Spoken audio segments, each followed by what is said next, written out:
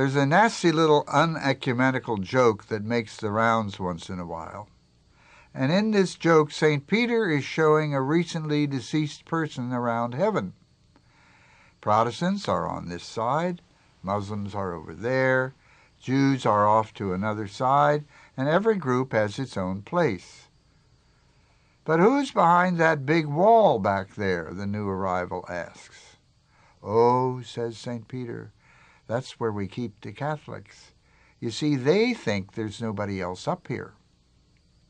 Is it really the case that Catholics believe there's nobody in heaven but themselves?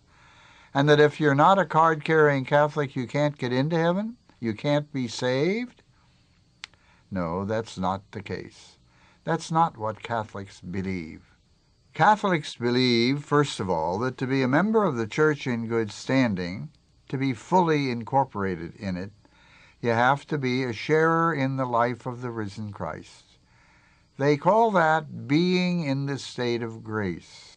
Catholics believe that you have to accept the instruments of salvation that the Church offers, i.e., the sacraments.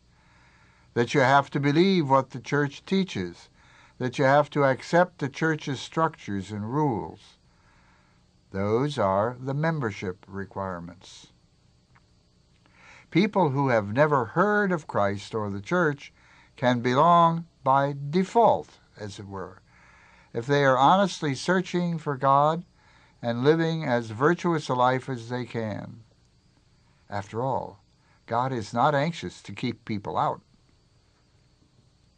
People who deliberately reject any knowledge of God or any attempt to be in touch with Him cannot be in the state of grace and cannot be members of the Church. Being a member of the Church involves accepting the life of the risen Christ, and you can't accept Christ and reject Him at the same time. Catechumens, that is, people who are seeking to be incorporated into the Church, are by that very intention joined to her.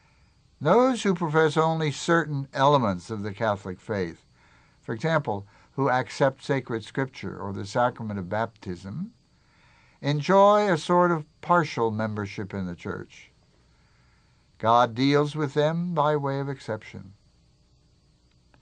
Membership in the Church is a lot more inclusive than people, even Catholics, sometimes think.